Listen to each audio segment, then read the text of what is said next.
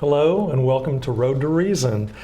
Today our guest will be Seth Andrews, the host of The Thinking Atheist, and both the website and the podcast. What else we got here today? Be sure and check us out on Twitter. We have our Twitter account up working now. You can get information on that on Facebook. Go there to like us. Look us up on YouTube where all our shows are. And of course, when we are on the air, we're streaming on Ustream. You can also call us in the second half of the show. So if you have some questions to ask us, or if you believe in deities but have questions, maybe we can talk you down. So give us a call. So, well, let me interrupt you. Let me introduce myself. Jump in. Oh, I'm sorry. Oh, yeah, another guy here. My name is David Tamayo. I'm president of Hispanic American Freethinkers, and today I wanted to be here really badly because Seth Andrews is one of my all-time heroes. He's got that soothing voice that I've heard for many years in the internet, and now I get to talk to him in person and put that face with that. Although we met before, this is going to be a good show, I guarantee. So maybe we can do some news before we get started. Yeah, a couple of news items. If you're following Scientology, there was a Supreme Court case this week concerning Scientology. A woman named Laura De Crescenzo won her appeal, or maybe the Supreme Court refused to hear it. On Wednesday afternoon, Laura De Crescenzo filed explosive new information on her 4-year legal odyssey against the Church of Scientology and submitted 928 pages of new declarations and exhibits in anticipation of a crucial October 23rd hearing on her lawsuit against the church, which alleges abuse, including allegations that she was forced to have an abortion at only 17 years of age. Key to the new filing is information gleaned from thousands of pages of previously secret files that the church fought mightily to keep under wraps. But on Monday, the U.S. Supreme Court denied Scientology's final appeal regarding the files, paving the way for De Crescenzo to make use of the evidence, and she wasted no time getting some of that information on the record. So we'll get to see some of these things now. No, I think the beauty of this is going to open up a lot of other churches, the books, all the privilege that a lot of the churches have received in the past. I think this is going to help. If you remember, the Catholic Church had received a lot of this special privilege for the longest time. Right. And I forget, what is that privilege called? It was a clerical privilege or something like that. Yeah, I mean, it had to do with confession. Exactly. And now, because of the circumstances and the hurt that they do, I think finally a lot of these churches are being unmasked and shown how they really work. Right, they don't stand up well to sunshine, as it turns out. So. Well, I have a little piece of news also, and this one is more positive. Mm-hmm. Well, that's very positive, actually. Yeah, actually, because it opens the books on the churches and all of that. The news that I have today is from the survey, from the 2013 Hispanic Values Survey. Now, Hispanics make up 16.5% of the U.S. population, and they're becoming a strong voter bloc, so that's why it's important to see what's going on there. What was shown is that in a survey that was done, it showed that Hispanics have actually dropped the Catholic Church, going from 68% to 53%. And that is, but the better news is that a lot of them have gone and become nuns. Nuns, of course, are those people that don't have a denomination. These are people that are not going to church anymore, not contributing financially. They're not atheists. They're not agnostics. These are people that most likely still believe, but they are, the beauty of this is that growth of that segment, it grew from 5% a few years ago to 12%, and that's a jump of 7% increase. And the other side of the coin is that the evangelicals grew by 6%, so a little bit lower, but still. So what we're seeing is a dichotomy. I think in the future we're going to see groups going from one to the other, and we may end up with what we have already in the government here, which is very polarized groups. So I think we need to keep an eye on that, and we need to work on making sure that people keep leaving religion and become nuns. We'd rather have that because those folks are more in tune with what we want in the country and less influenced by religion. Amen, brother. A couple of state items. Alabama, American Atheist is threatening separation of church and state lawsuit against Montgomery, Alabama Police Department because taxpayer-funded Operation Good Shepherd. which sends pastors to crime scenes to preach Christianity. American Atheist dispatched a letter to the Honorable Todd Strange, the mayor of Montgomery, Alabama, and to Montgomery Police Chief Kevin Murphy, alleging that the city's Operation Good Shepherd is unconstitutional, demanding the program cease immediately. The program uses volunteer Christian pastors trained by off-duty police officers, but at taxpayer expense, to minister at crime scenes. The officers are paid their regular taxpayer-funded wages during training, and the program additionally incurs administrative expenses on taxpayers. On preacher Billy Irwin's Christian radio program, Corporal David Hicks described Operation Good Shepherd by saying, "What we want to do is to combine the religious community and the Montgomery Police Departments, and we want to unite those as one." Well, this is an explicit violation of constitutional separation of church and state. You know, the sad thing is that we have the same exact program going on in a couple of other states, in Dayton, Ohio, and in Arlington, Texas. They're using the same kind of program. So I think if no one says anything, we're going to have a propagation of this type of religiosity throughout the communities, with the excuse that we want to help people, and so we're going to have preachers and indoctrination of the most vulnerable people, the victims of crimes. And also it's been known that they're picking more specifically in the African American community. Right. So on top of that is a racist type of activity. Well, it's like one of their schemes. It reminds me of Pat Robertson's scheme a few years ago, the student-led prayer. You know, it's okay if the students do it. Turns out it wasn't okay, which brings us to the Kansas thing. Yeah, and we need to be more proactive at the local level. Currently, as you know, we have the values voters meeting going on here at the Omni Sherm Hotel in Washington. Speak, yeah. So if you're in the Washington, D.C. area, I encourage you, today's the last day, I encourage you to come by and say hello in your own secular way to these people, and let them know that they do not represent all Americans in this country. Yeah. And we got to have our voices be heard. Yeah, absolutely. And if you're not familiar with the Values Voters Summit, it's all the usual suspects, from Santorum to anybody on the right. Name any of the usual people. Limbaugh, Cruz is there. Cruz is the hero of the week there. But, yes. Not the hero among the Hispanic community, I can tell you. Right. So, I was just going to say something about Kansas. Kansas is continuing there suing the United States to allow prayer in schools. And this doesn't just go against Murray versus Curlette. This goes against another Supreme Court decision in 2000, which addressed specifically prayer at football games. They said if you're doing sectarian prayer on a public announcement system, it's just unconstitutional. You can't do it. So they're denying Murray v. Curlette, and then the other. Well, you know, what's going to happen is that it's going to cost a lot of money. It'll go to court again. They'll get punished, and the taxpayers end up paying, footing the bill for the people that are running the government there and think they have, they've been sent by Jesus to promulgate their religion, because it's Christianity. If it was Islam that was being promulgated, they'd be running in there and with everything and saying this is unconstitutional. Exactly. So that goes to show you, Jesus is American. These schemes that they have, that all of a sudden everybody's putting ministers out with the cops, and then the student-led prayer a few years ago. That's what they tried in Loudoun County. That was Pat Robertson's thing he tried to do, and turned out ACLU sued Loudoun County, which is where I live, and it took about 10 minutes, and they won about $500,000 and didn't learn a thing from it.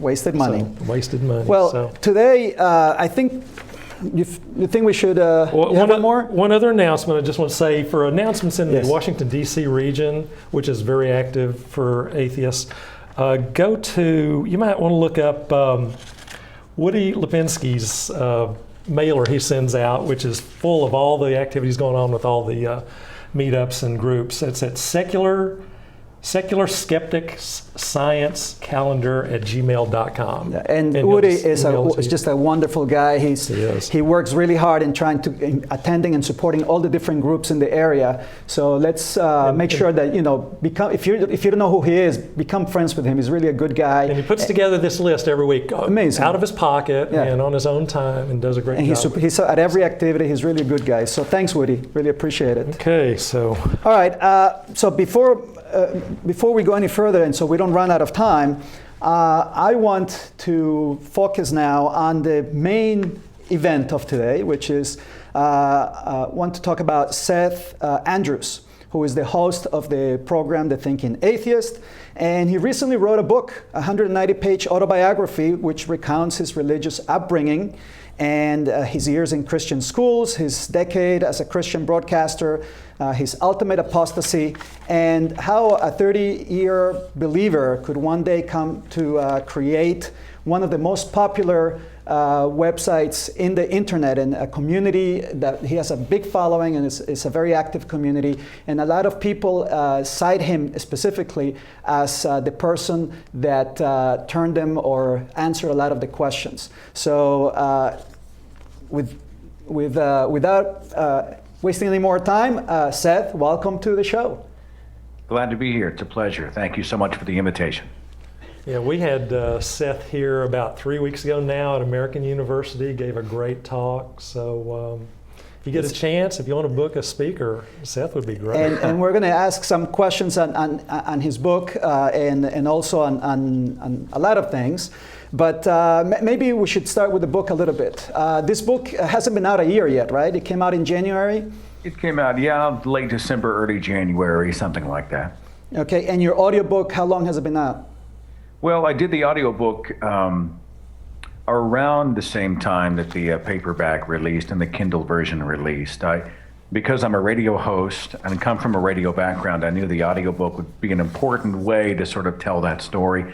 And I've had emails from people who do a lot of travel, and they'll just leave the audiobook running and they'll listen to it over and over again. They find it reassuring, which is a tremendous compliment to me. But yeah, they both came out. I believe the paperback came out officially in January, and then the audiobook around the same time, yeah. Seth, just a little background. How far back do your radio roots go? Well, I started my first radio job in 1990, and I spent over a decade at one of the flagship Christian radio stations in the country, KXOJ 100.9 FM Tulsa.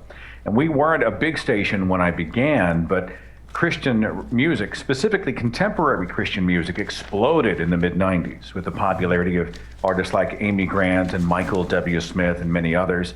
And the popularity of our radio station sort of followed the format. And we were probably in the top 3 most successful Christian radio stations in the country, if I had to guess, behind maybe KLTY Dallas and KSBJ Houston. And it was a big deal. I was a true believer. I was all in. I loved the artists, loved the music, loved the ministry, and I could have never fathomed back then the idea that I would ever walk away. It would have been like going to another planet. I just couldn't have imagined it at the time. Now, what made you? What flipped you over to the dark side? Something changed. Something changed, apparently. Well, there is no short answer, but I'll try. There were 2 major events and about 1,000 small ones. The 2 major ones include the 1997 death of Christian recording artist Rich Mullins. We just hosted him in a concert that spring, and in the fall of 97, he was in a horrible, horrible car accident and horribly killed. And I was charged to go on the air with my co-host and give words of comfort to our radio listeners. God called him home. He is now in a place where there's no pain and no darkness, only joy and bliss. One day we'll be reunited. And of course, you've got that pinging of doubt in the side of your head going, wait a minute. Now, this is God's master plan to propel this guy to the forefront of Christian ministry, beloved by millions, and then have him essentially mowed down in the middle of a highway by a semi-truck in the darkness of night. His mother finishes, her last memory of him is a closed casket. And I just didn't wash. I thought, we're coping. We're sort of carving God into our image, whatever we need him to be to get through this dark time.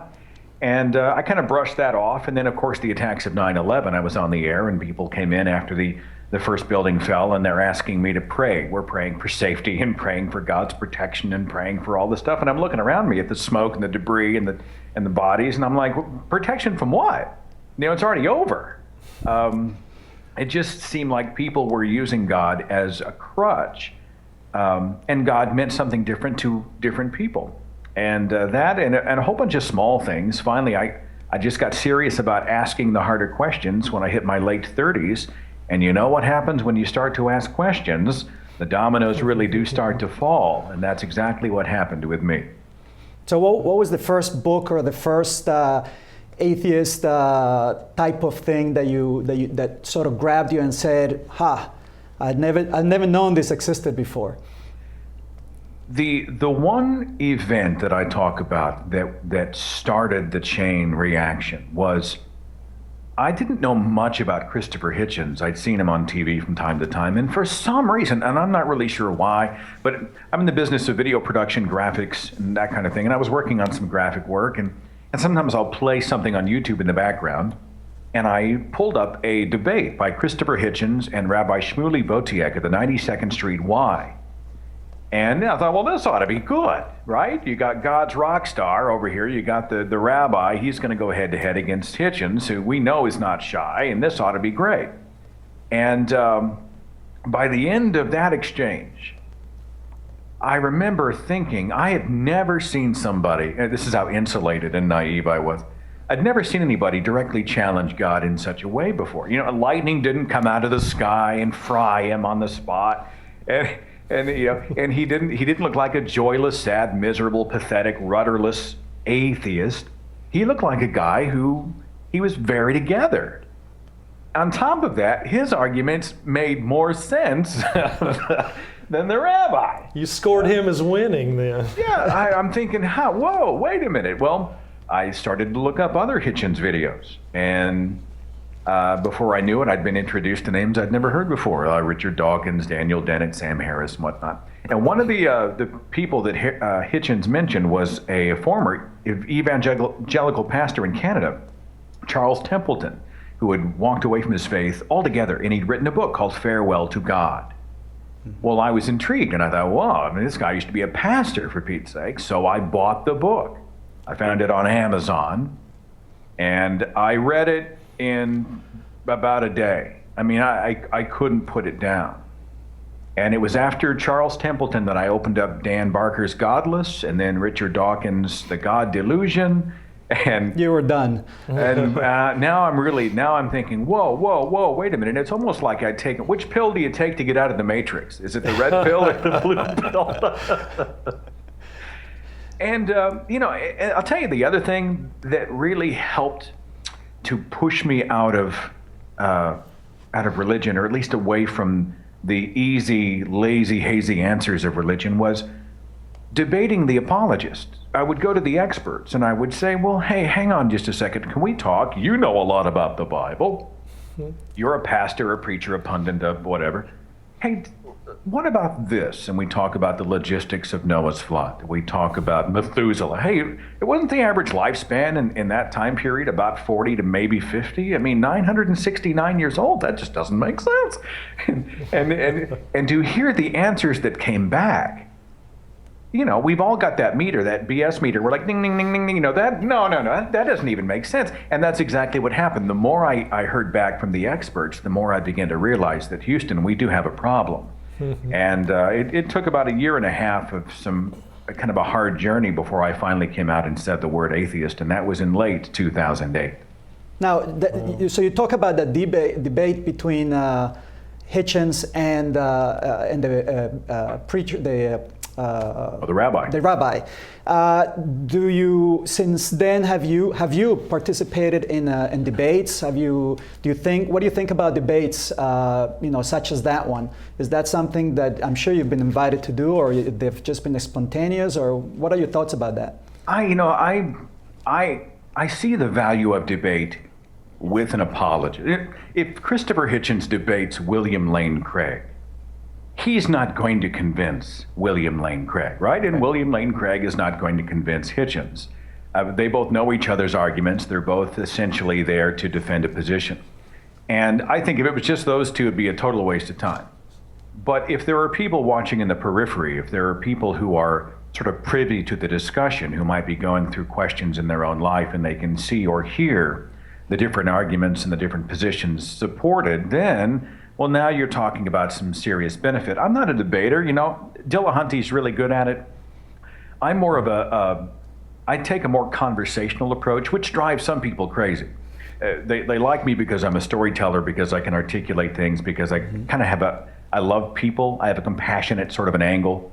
And I'll have theists. I had a Methodist pastor. I had my own former radio host, my own boss from Christian radio, come on my show a while back.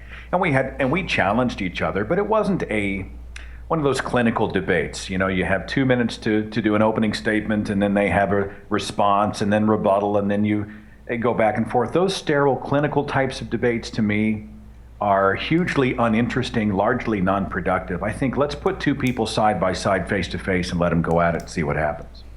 Yeah, I agree with that. I know what you mean. I got roped into a debate a couple of years ago, last minute, late call. I went over and debated a guy. Didn't really, I thought I could argue well to a crowd, and technically the guy just beat me like a rented mule, but the one thing he did not do in all of that was prove the existence of God or any good reason to think it was true or to follow it. So those kind of formal debates the point can get lost. Might be counterproductive sometimes. Yeah. If I may drop a name, in late September I had the opportunity, while I was in DC, by the way, speaking to the group up there, that weekend I had the opportunity to sit down for an hour on camera with Richard Dawkins, and we talked about debate, the merit of debate, and why he does not debate. And I think he has a really, really good point. And if I can spill the beans, the audio of the interview releases on my radio show Tuesday, and then the video another week later. But he's like, it's really more about style. When you're on stage, whoever wins the debate may not be the guy who has the best evidence. He may win on points as far as fact, but if you've got somebody up there who is a showman, who's a P.T. Barnum, who goes up there and they've got charisma and they've got style and they can entertain and they're funny and they've got these little zingy one-liners, right? The real catchy ones that don't stand up to scrutiny, but if you say them, they sure do please a crowd, and the crowd erupts and all of that. Well, you can say that guy, the charismatic guy, the apologist, may have won the debate. In other words, everybody left with a warm, fuzzy feeling about it, but he lost on the facts. Yeah. And debates often will reward style over substance, depending on the format of the debate. The second thing is, and I thought Dawkins had a good point, and I can go back and forth here, but if you stop and you take the stage with, I don't know, a William Lane Craig type, you are giving them what he calls the oxygen of respectability. You are essentially saying that, well, you are on, if he was to take the stage with like a scientist, not necessarily me, and they were to debate, well, essentially, you've just given, in some way, William Lane Craig the credibility to be able to stand on stage with pedigreed scientists in the field of cosmology and evolutionary biology and all that, and that's what they crave. They crave the opportunity to stand shoulder to shoulder and say, look, we're experts too, and that may or may not be the case. You've forgotten one of the most important ingredients of debate, though, and that is to have a British accent. It's a sure winner. I'm thinking of getting one myself, so I'll let you know. Leave your Texas accent away, right? We're coming up soon to our break, but I wanted to ask you, you've often been called the thinking atheist, but that's the name of your show. And I know you have an issue with that. Could you tell us a little bit more about that? I do. I have an issue with that, and it's my own fault. It's funny, when I started the website, I come from a background of Christianity. Religion so often will tell you, when you ask the tough questions about God, about Scripture, about morality, about all these things, evolutionary biology, you ask these questions, they literally brush off anything having to do with the evidence and say, come on, you're thinking too hard. You've got to take it on faith. Stop thinking. And when I finally broke out of the womb of religion, I wanted to create a community where thinking was celebrated, was encouraged. Come here, ask the hard questions. I'm not saying we're all great thinkers, but let's engage brain. Let's ask the questions. Let's celebrate curiosity. And the stuff they really don't want us to ask, let's make sure we ask questions about that. And so I created an icon that's a thinking person with a light bulb and the atheist A in it. And some people have called me the thinking atheist, and I always correct them. In a world of people like Steven Pinker, Stephen Hawking, Richard Dawkins, all these amazing minds, Sam Harris, I'm the guy who took 30 years to figure out that donkeys could not talk. Okay, I'm not the thinking atheist, but I do want to always be reminded that thinking is something that should be encouraged and propagated and celebrated as often as possible. You reminded me of a line from your speech, and it was, I think you said donkeys, but just asking the question, how many years before you figure out that snakes don't talk? I think that's a good approach. People say, look, come on, you're thinking too. Anytime someone says stop thinking, turn off your brain. We gave an example of a popular evangelist and Bible teacher, Joyce Meyer. And she wrote a book called Battlefield of the Mind for Teens, and it was talking about how reason is a problem. When you're reasoning too much, if you stop asking questions, you will stop being confused. And this is a very telling attitude about how religion trains people to celebrate ignorance and to walk away from the hard questions. We're not interested in what makes us happy.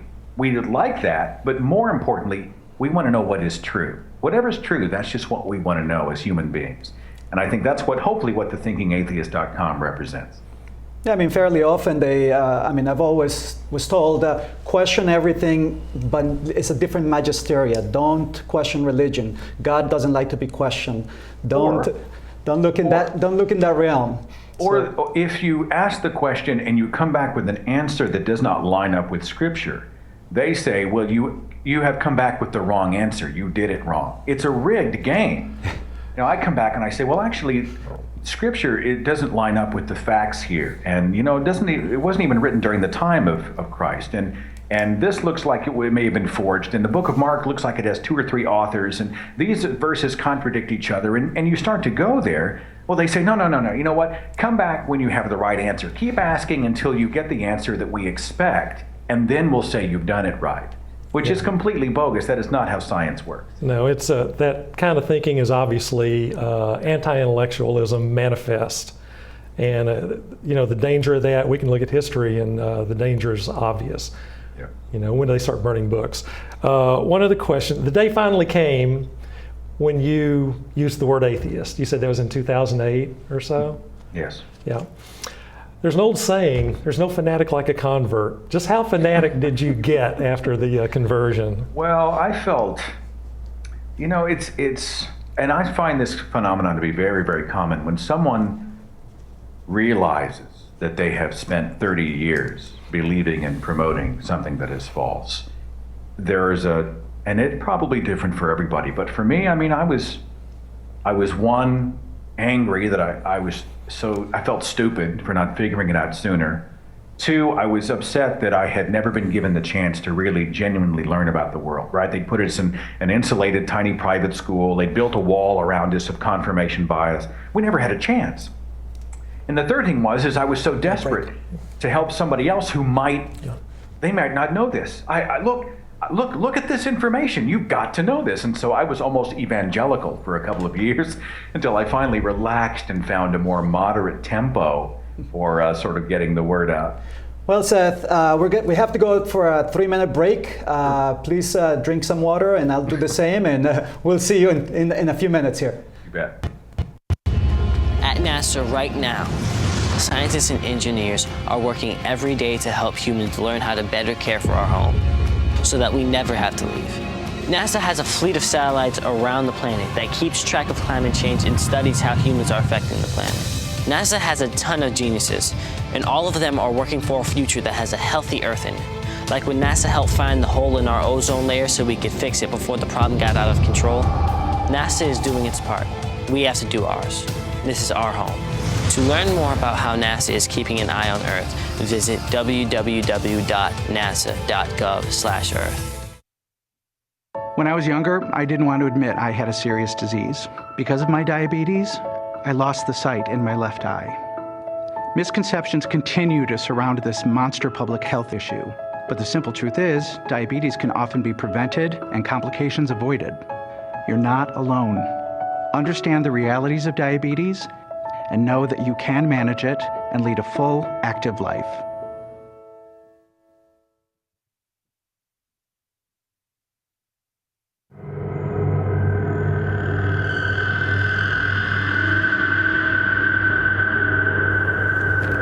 There's an alarming trend in the world today.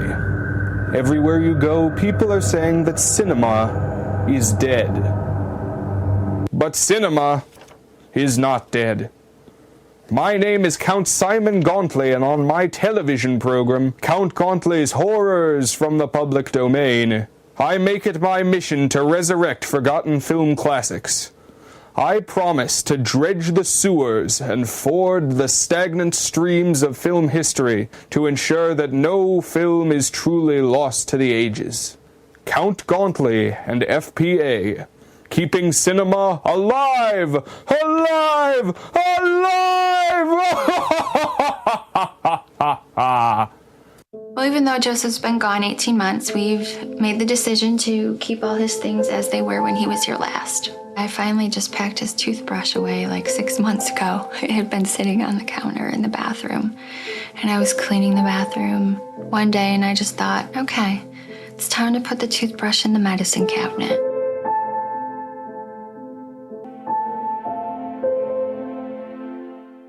So, I just moved in with this family, and it's embarrassing. The little one, he likes to go outside and crawl around in the giant litter box. I don't know what he's doing. I mean, I was born and I knew how to use the litter box. Look at that. That's disgusting. Oh, poop already. You're making me nervous. Oh, okay, I can't look at this anymore. I really hope he grows out of this, for his sake.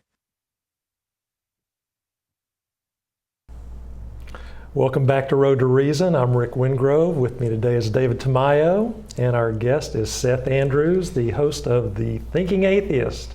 And we can find that at thethinkingatheist.com. Yeah, the Thinking Atheist as opposed to the non-thinking atheist. Or theist, non-thinking theist. So I blew the punchline. So, well, we do have that non-thinking atheist that likes snakes. Right. No, there are non-thinking atheists, trust me. You'd be amazed at my email inbox. You know, True. You get someone who says, I do not believe in God. You say, well, that's, wow. And then they say, let me tell you how we faked the moon landing and why the government is using chemtrails to control our minds. And I think, oh, that's nice. And the 9/11, it embarrasses me that so many of the loudest voices on the 9/11 conspiracy are atheists. You know, I think it shows, though, that we can't, I mean, we're all human beings, and we can be as guilty as confirmation bias. Or, you know, if someone says something like, there's a, I wish I had the link at the top of my head. I want to say it's Caesar's Messiah. Joseph Atwill has a proclamation that he's going to make this next week in London that Caesar actually created the idea of Jesus Christ himself, and that Josephus wrote single-handedly all of the New Testament. And everybody's sending me these links going, hey, they made up Jesus. Here's proof. They made up Jesus. And I'm like, whoa, wait a minute. You know, who's this guy? And once Bible historians and scholars and legitimate researchers in the field got a hold of it, they're like, hey, move on. Nothing to see here. This guy has a long history of conspiracy theories, and he's very good at marketing himself, and he's not necessarily anywhere near credible for this particular discussion. But, you know, I think you hear something that sounds attractive, you want to believe it, so you jump on it. It's something we have to work on and always keep in check. It's that confirmation bias that religious people are so fond of. Is we're guilty of it fairly often. So, we have to be just as skeptical with our own stuff. Even though we may want it to be true, we still need to be very skeptical about it. Absolutely.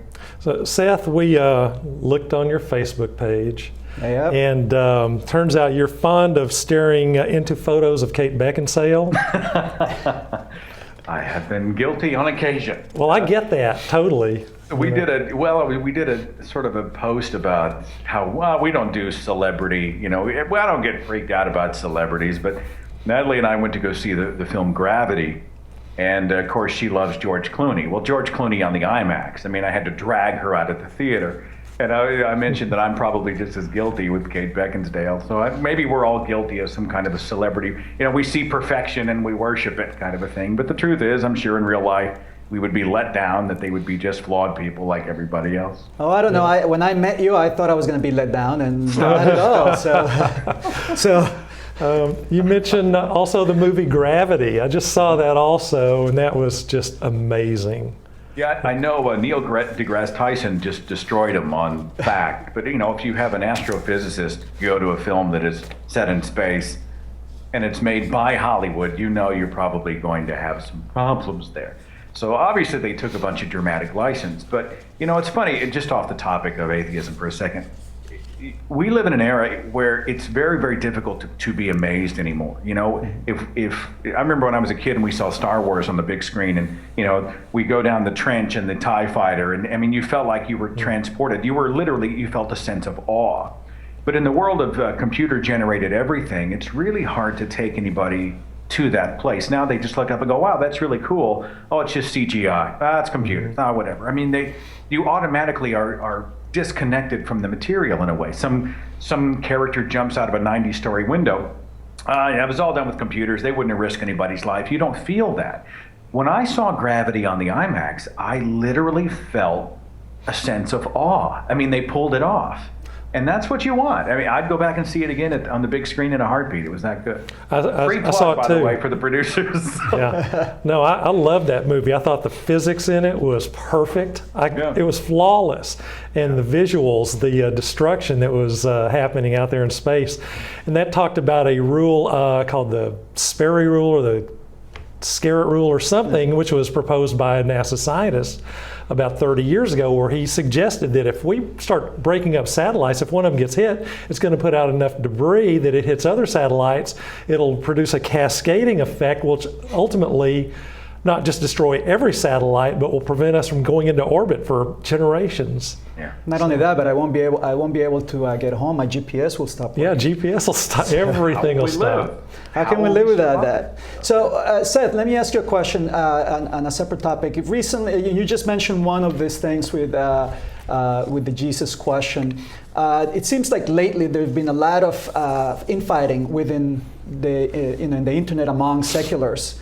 What's your take on that? Without speaking about specific cases, what's your take on that?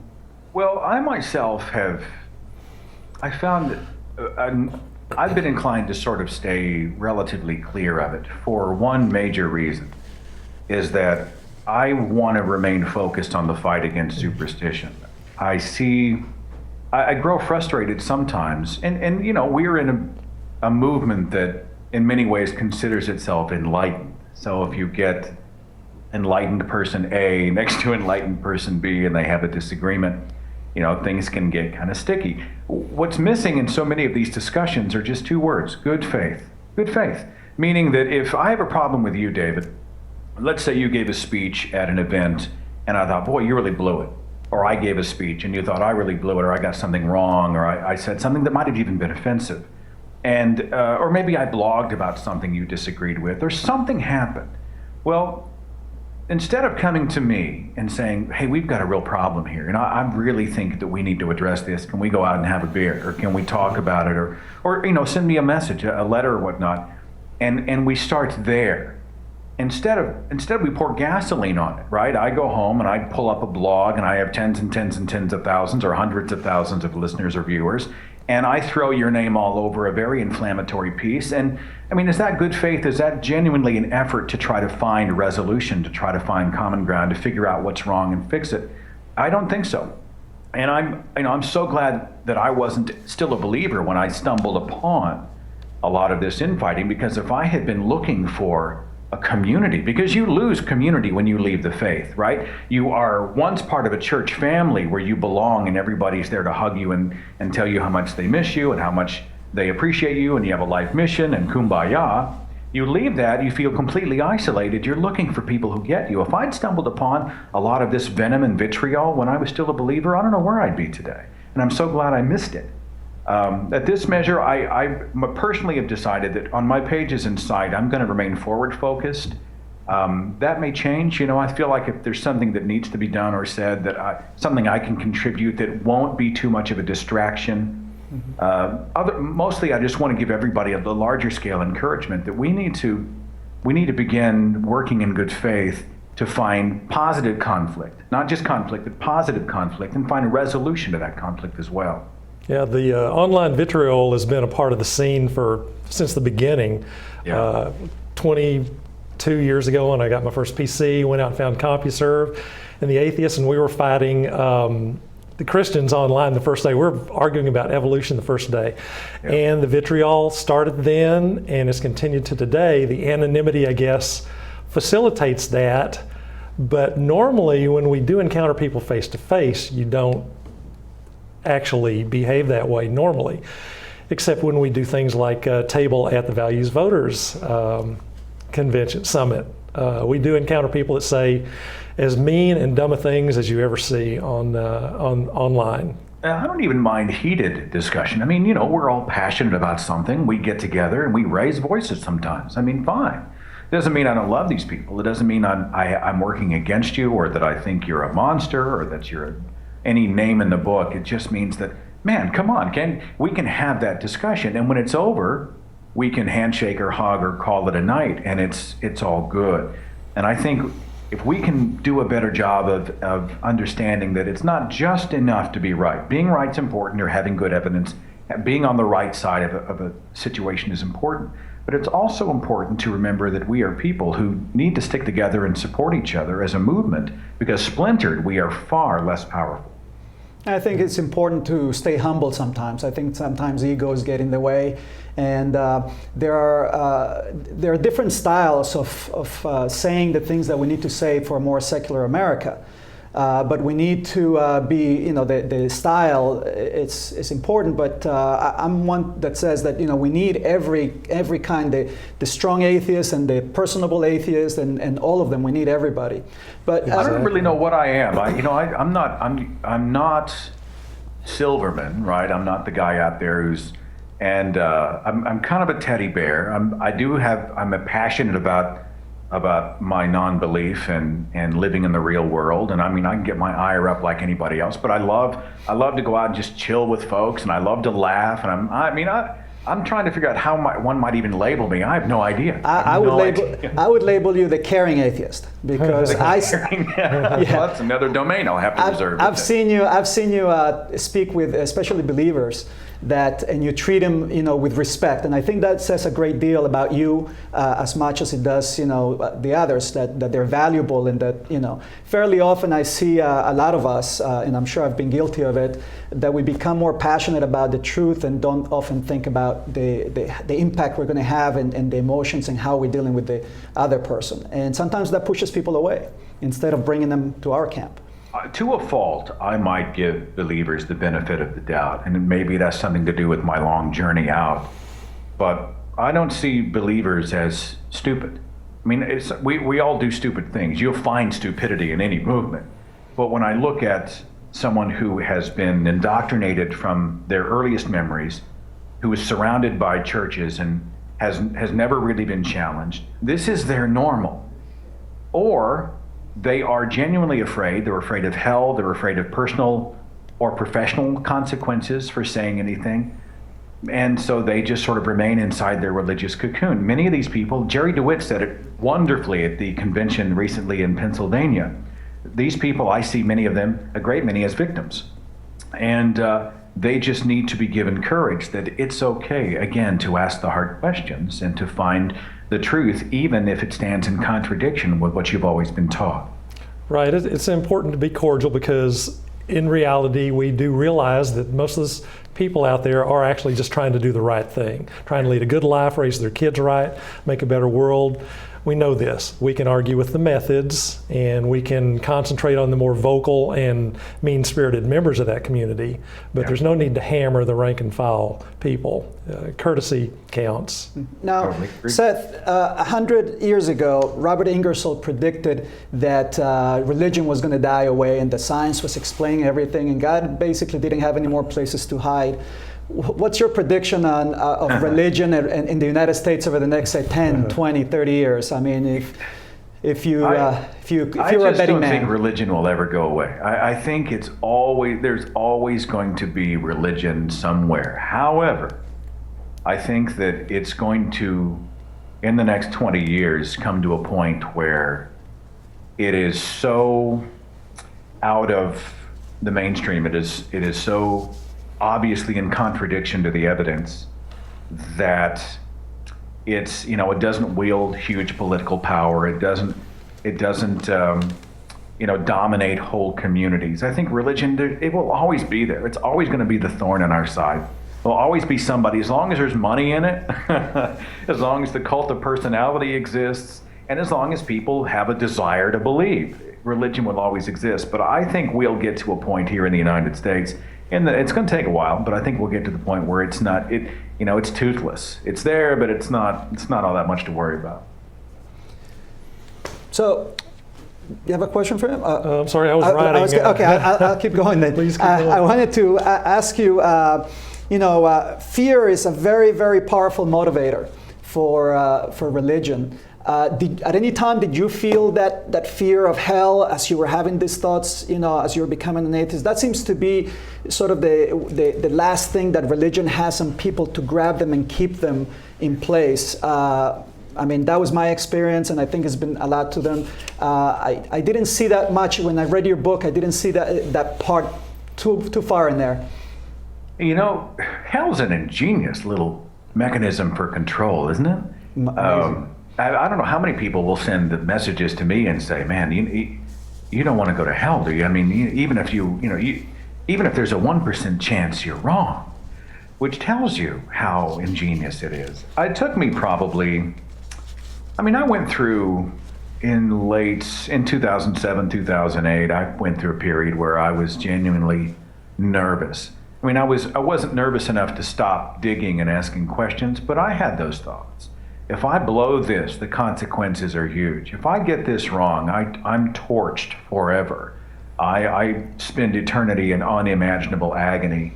Then I had those moments. I had a few bad dreams about hell and those types of things. It took me a while to get out, and now, you know, it's like, who's the comedian who said threatening me with hell is threatening to punch me in my aura? You know, I mean, it just has no power over me. In fact, in the most recent presentation I've been giving around the country, I was challenged on my radio show by a guy who said, "I think you believe in God and I'll prove it to you. I want you to ask Satan into your heart.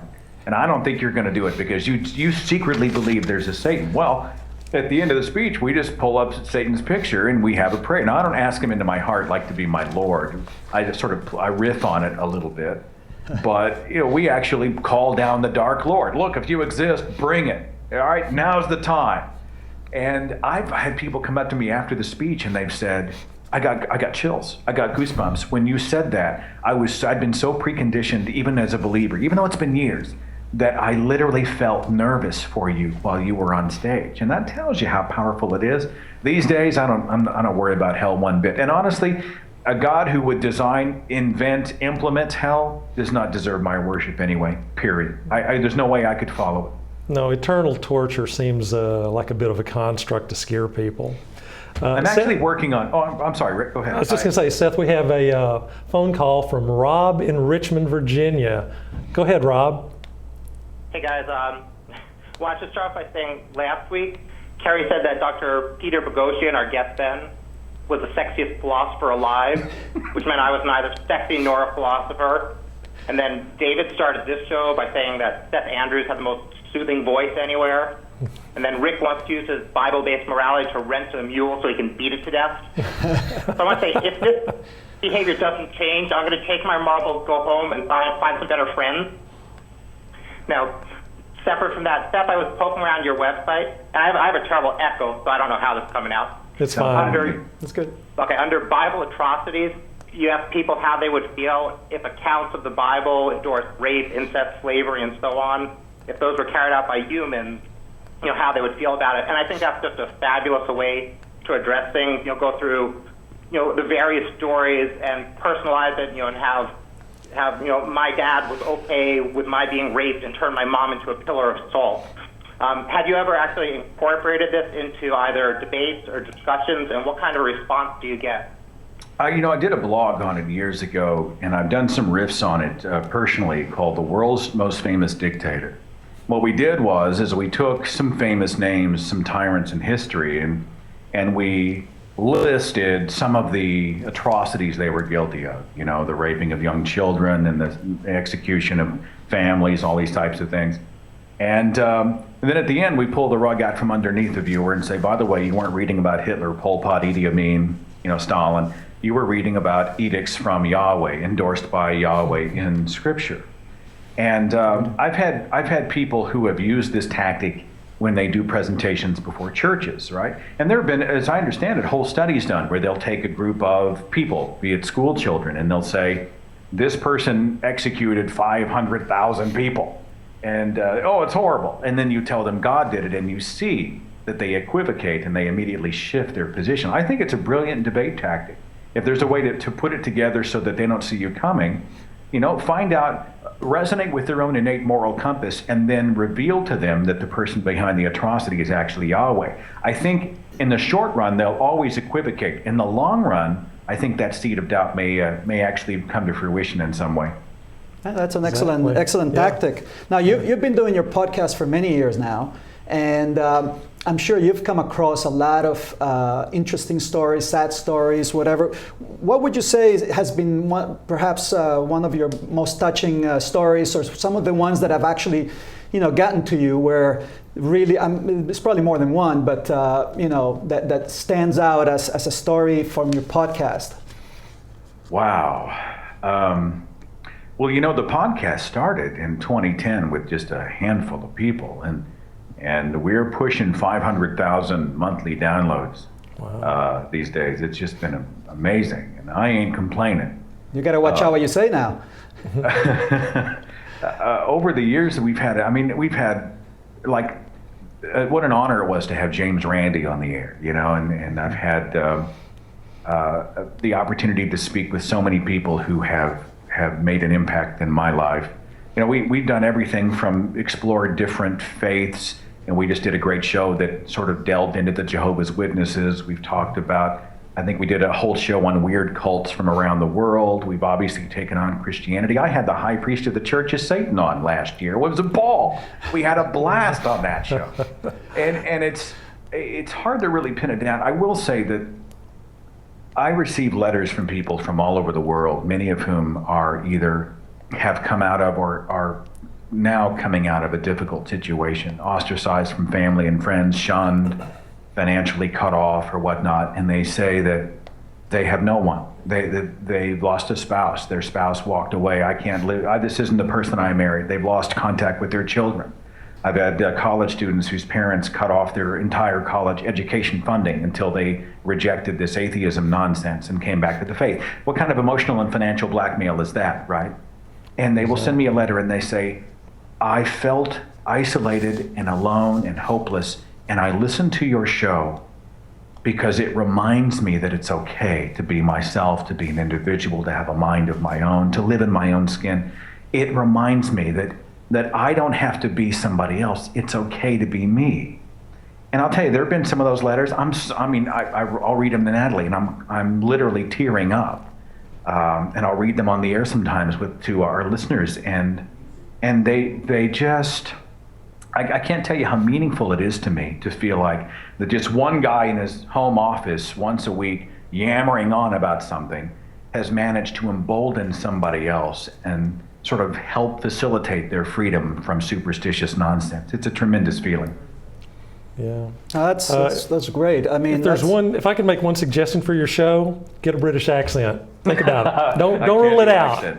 I can do redneck accent. I can do that, but I can't do anything significant. No, I just can't. Now you mentioned James Randi. If you had to pick one hero, one hero from anywhere, who forced to do upon punishment of hell?